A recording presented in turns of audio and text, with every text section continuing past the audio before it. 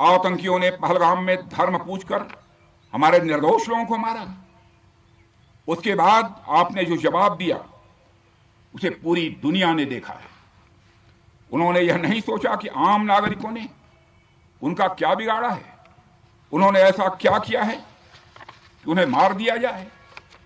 पर मैं यह कहना चाहूंगा, आतंकियों ने भारतीयों को धर्म पूछकर देखकर मारा, धर्म पूछकर मारा, तो हमने आतंकियों को उनका कर्म देखकर मारा है। उन्होंने धर्म देखकर बेगुनाहों की जान ली, यह पाकिस्तान का कर्म था। हमने कर्म देखकर उनका खात्मा किया, यह हमारा भारतीय धर्म है। एक रक्षा मंत्री के रूप में मुझे आप सबको बेहद नजदीक से वर्षों से जानने का और समझने का अवसर मिला है।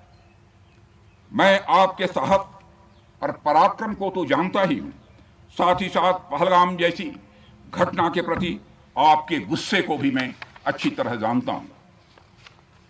साथियों, मुझे पता है कि पहलगाम के बाद आपके अंदर गुस्सा था, पूरे देश के अंदर गुस्सा था।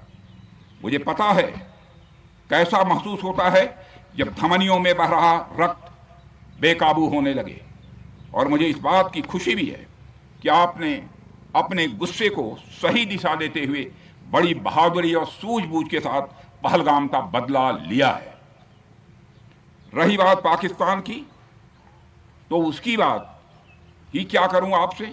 वह देश तो मांगते मांगते अपनी जहालत से एक ऐसी हालात में आ गया है कि उसके बारे में यह भी कहा जा सकता है कि पाकिस्तान जहां भी खड़ा होता है वहीं से मांगने वालों की लाइन प्रारंभ हो जाती है।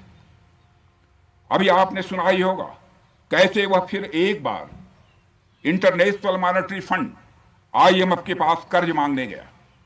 वहीं दूसरी तरफ हमारा देश है कि हम आज उन देशों की श्रेणी में आते हैं जो IMF को फंड देते हैं ताकि IMF गरीब देशों को कर्ज दे सके। ऐसी स्थिति में हमारा यह भारत है। रामचरितमानस में स्वामी तुलसीदास जी ने लिखा है, जहां सुमतितः संपत्ति नाना, जहां कुमतितः विपत्ति निदाना। यानी जहां सुमति होती है, अच्छी नीतियां होती हैं, वहां सुख और समृद्धि होती है, और जहां कुमति होती है, बुरी मति होती है, केवल दूसरों के हित की भावना होती है, वहां तरह तरह की विपत्तियां स्वाभाविक रूप से आती ही हैं।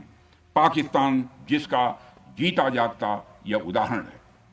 साथियों, भारत के बारे में पूरी दुनिया यह बात जानती है कि हमने हमेशा शांति को प्राथमिकता दी है।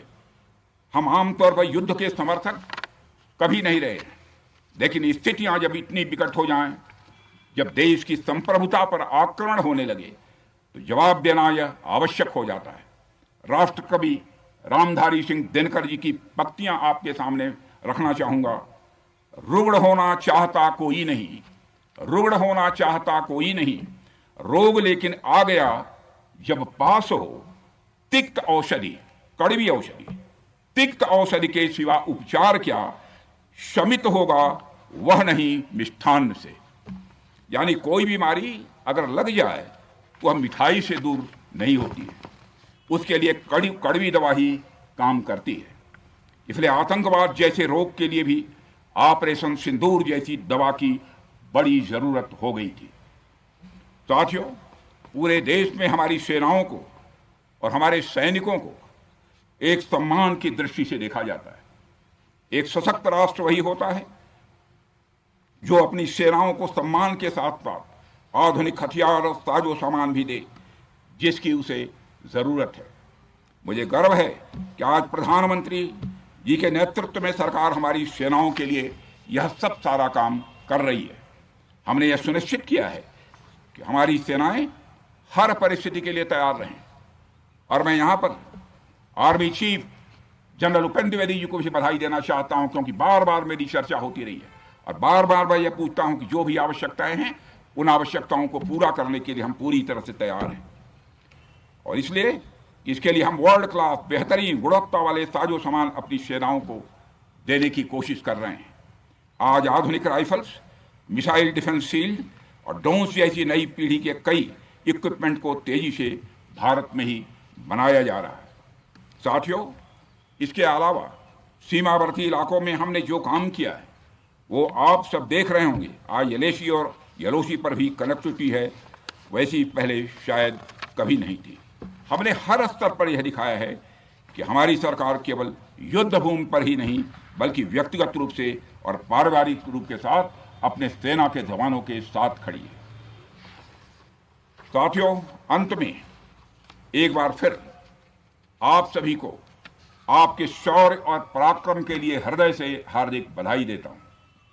मैं आपको यह आश्वासन देता हूं कि हमारे प्रधानमंत्री जी के नेतृत्व में देश की सरकार और देश की जनता हर कदम पर, हर स्थिति में आपके साथ कंधे से कंधा मिलाकर खड़ी है। मुझे पूरा विश्वास है कि आपके सहयोग से हम इस पूरे क्षेत्र में आतंकवाद का समूल नाश करेंगे ताकि कल को कोई भारत की संप्रभुता के खिलाफ आंख उठाने की हिमाकत न कर सके। इसी आशा और विश्वास के साथ आप सबके शौर्य और पराक्रम की सराहना करते हुए और आप सभी को अपनी हार्दिक शुभकामनाएं देते हुए अपना निवेदन समाप्त करता हूं। बोलिए जय हिंद, जय हिंद।